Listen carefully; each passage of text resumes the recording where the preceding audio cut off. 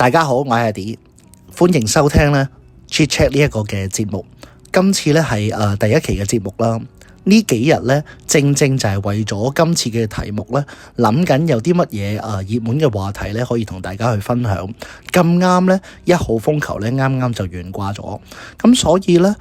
突然間咧就喺網上面見到好多唔同嘅報道啦。一如既往咧，香港人咧一聽到打風咧就特別興奮嘅。最緊要咧就係打到8號風球，大家咧都可以多一日嘅風假。咁但係近幾年嚟咧，唔知大家有冇都發現到，就係話好多嘅老闆咧，其實都會要求員工喺8號風球嘅時間咧就 work from home 嘅，喺屋企做嘢。咁所以咧今日呢一個嘅話題就係咧8號風球應否真放假咧？點解我會用真放假呢一個嘅字呢？因為咧，其實喺近呢5年10年，我都有聽到好多唔同嘅聲音啦，去討論呢一個問題。喺我哋細個嘅時候咧，如果一打風講緊係8號風球或以上啦，其實基本上大家都有共識嘅，無論係老闆啦，無論係員工啦，其實都知道自己咧係唔使返工嘅。咁而老闆咧，亦都唔會有額外嘅一啲想法嘅。咁但係去到大概係5年前咧，疫情開始啦，大家有咗一個 concept 咧，就係可以在家工作嘅。尤其是而家我哋資訊發達啦，好多嘢咧其實都係可以上網做得到嘅。咁所以咧，大家都會有個諗法，就係既然唔可以返公司，咁不如你喺屋企做嘢啦咁樣。而去到呢幾年咧，慢慢就會聽到有一啲嘅聲音咧，係對呢一個嘅安排咧係有啲不滿嘅，尤其是係打工人啦。我身邊嘅朋友咧，好多咧都係一啲 IT 啦，或者係一啲勞動嘅基層嘅員工啦。佢哋喺工作上面嗰個安排咧有啲唔同嘅。如果咧一啲體力勞動啦，或者真係要出外工作嘅崗位啦，通常同以前咧其實都係冇乜分別嘅。打8號風球咧冇乜特別，就返屋企啦。因為其實喺外邊做嘢咧都的確係危險嘅。但係相對咧做一啲嘅文職工作啦，尤其是係 IT 啦，可以打開電腦上網做得到嘅咧，老闆近呢幾年嚟咧都會要求員工喺屋企裏邊咧去處理工作嘅。咁所以咧，今日咧都想就住老闆啦，或者係員工咧，唔同嘅角度去傾下咧，有啲乜嘢唔同嘅點咧，佢哋去支持自己應該返工，或者係唔應該返工咁樣嘅。我覺得可以先咧睇睇老闆咧，佢哋喺呢個方面嘅説法啦。以前我哋細個咧，打風嘅時間咧，其實都預咗唔返工。老闆咧亦都係有呢個嘅諗法嘅，因為如果要你出門咧，本身就係好危險嘅。但係去到而家咧，老闆都知道咧，可以上網嘅話咧，我哋可以喺屋企呢個安全嘅環境裏邊咧，直接去工作，係啦。咁所以咧，呢一個所謂安全嘅問題咧，就已經唔再係一個理由咧，俾我哋係直接放假唔做嘢㗎。咁而另外就係話，老闆嘅觀點咧，喺風球情況下咧，其實佢都係出糧㗎嘛。咁所以咧，如果大家收咗人工，然後嗰日咧直接又唔做嘢，留喺屋企咧，喺老闆嘅角度咧，似乎係有啲講唔過去嘅。而另外仲會有呢一啲連貫性嘅問題，例如係啲咩咧？例如係其實一間公司咧，有一啲嘅崗位咧，雖然唔係體力勞動，但係可能佢哋會有啲客戶去跟進緊啦，有一啲 case 佢哋係做緊啦。咁變咗咧，如果我哋突然間停咗工咧，可能會對成個嘅 project 咧係有一啲影響啊。咁所以老闆嘅角度咧，既然可以喺屋企做咧，就應該要將呢一啲嘅工作咧去完成㗎。仲有好多唔同嘅點啦，例如係生產力嘅問題啦。老闆認為咧，其實喺屋企做嘢咧，佢依然係可以保障咧員工嘅生產力嘅。員工喺安全嘅情況下咧，亦都應該適應咧呢一個所謂嘅新常態，喺屋企做嘢咧係完全冇問題嘅。另外咧，都會係一個法律嘅責任問題。過往咧，如果一啲企業佢夾硬要求員工一定要返工嘅話咧，通常咧都要有好足夠嘅理據嘅，例如譬如話係紀律部隊啦，消防人員啦等等，咁呢一啲嘅崗位咧，其實都係不可或缺嘅。咁立亂放假咧，都會有一啲問題。而其他嘅情況咧，我哋老闆咧都要去考慮翻咧，是否安全先至會叫你翻工嘅。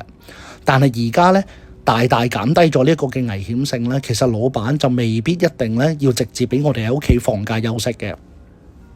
咁但係喺員工方面咧，我都會聽到有好多唔同嘅聲音嘅，例如係啲乜嘢咧？正如頭先所講嘅安全問題，喺一啲嘅員工咧，可以完全喺屋企裏邊做嘢嘅話咧，其實喺安全嘅理由上面，佢哋都冇咩點咧可以去反駁嘅。咁但係咧，有時有一啲尷尬嘅位置就係話，佢哋有一啲嘅文件或者一啲嘅工具，可能真係留咗喺公司嘅，喺屋企打開電腦可以做嘅嘢咧，其實亦都唔多。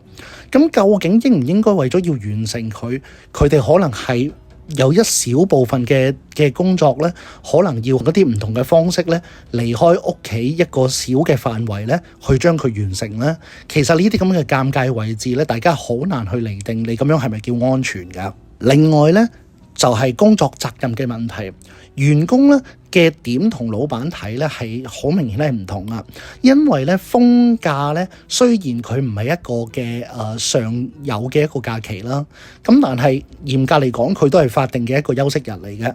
即係員工認為，既然喺呢個法定俾我哋所謂放假嘅時間咧，你特登要我哋翻工係講唔過去，而且咧亦都係一個公平性嘅問題嚟嘅。因為咧有一啲嘅工種咧，本身喺呢個情況咧，佢就放咗假。咁雖然佢哋嗰個嘅工作模式有一啲唔同，但係作為勞工嘅角度咧，如果我哋喺唔同嘅位置，其實我哋都係一個員工嚟噶嘛。咁點解其他嘅人佢哋就直接放假，我哋咧就要做工啦，又或者係做一半啦？無論如何咧，喺上面都係有一啲嘅唔平等嘅。咁另外咧就係一個嘅業務連貫性嘅問題，有一啲嘅員工認為咧，佢哋喺業務上面就算放咗假咧，假期後咧依然咧都係可以保持翻個連貫性嘅。咁佢哋嘅點係啲乜嘢咧？有一啲嘅朋友咧話俾我聽，其實佢哋嗰個嘅工種咧係斷量嘅。咩意思咧？即係話例如佢哋要裝100部機器啦，喺一個地盤或者係一個嘅辦公室裏邊咧做100份嘅文件啦咁樣。其實無論如何，佢哋都係月底之前可能要完成嘅。就算嗰日咧打唔打風，佢哋可能都要喺既定時間咧完成呢一啲嘅工作。咁所以業務連貫性呢一個點咧，喺某一啲嘅工種上面咧，未必可以係咁成立嘅。所以呢啲嘅朋友咧認為，如果嗰日咧都夾硬要佢哋做一半嘅工作咧，係費時失事㗎。而對於咧生產力嘅部分咧，喺員工方面咧，都有一啲反駁嘅聲音，就係話喺風球影響嘅情況下咧，好難集中啦，同埋專注咧做好自己嘅嘢。咁喺呢一個情況裏面，夾硬要佢哋做嘢啦，又或者係做住一半先咧，其實咧都好影響啦員工嗰個情緒。咁樣咧，又係咪真係能夠將個工作做得好好咧？等等。而員工咧喺法律保障嘅情況下咧，亦都希望自己咧可以有一個正式休假嘅權利啦。呢一個嘅情況咧，亦都係應該係被尊重噶。去到呢度咧，我自己都會有少少嘅感覺係啲乜嘢咧？無可否認咧，喺大家嘅角度咧，都係一啲自身利益嘅考量比較多少少。畢竟老闆同員工咧喺唔同嘅位置，有一啲唔同嘅利益嘅考慮。咁我自己咧作為一個自由工作者咧，其實我冇覺得一定要幫老闆定抑或係員工嘅，係啦，亦都影響唔到我自身嘅利益。但係我會覺得咧。去到今日咧，畢竟嗰個營商環境咧麻麻地，其實我覺得比以前我哋細個咧，似乎嗰個包容嘅能力咧係再細咗啲嘅。因為我哋細個咧，我都有印象，身邊嘅朋友無論係做一個小嘅老闆啦，又或者係打工咧，相對喺呢個位置咧，其實係冇咁計較嘅。我自己覺得細個嘅時候咧，老闆可能夠放嘅都俾你放假啦，又或者咧。員工如果能夠返工咧，一般其實都願意幫老細做嘅。但係近呢幾年咧，可能無論係老闆嘅盈利啦，或者係打工仔個薪水啦，都唔見得有好大嘅進步空間。咁就會多咗呢一啲唔同嘅矛盾聲音咯。係啦，咁喺其他嘅部分咧，我哋仲會有啲乜嘢唔同嘅點，佢哋會有爭拗咧？另外仲會有溝通同埋合作嘅問題㗎。老闆咧就會認為其實如果工作咧可能係會影響到個團隊嘅溝通，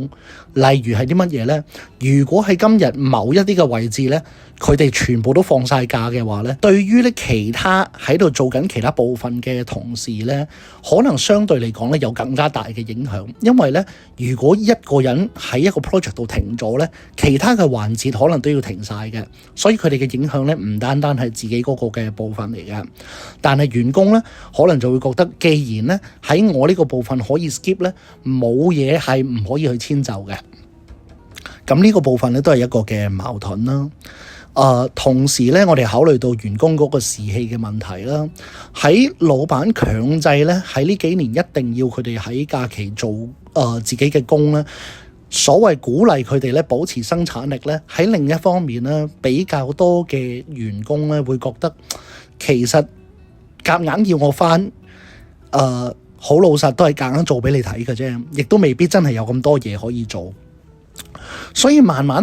咧，有一啲嘅員工提出一啲嘅理論，就係話咧喺工作同埋生活上面咧失去咗一個嘅平衡。但係我覺得呢個點咧，個人認為係講得有啲大咗嘅，因為喺過往嘅日子，無論你打風唔打風，咁其實你個士氣唔會因為一日假突然間有唔同噶嘛。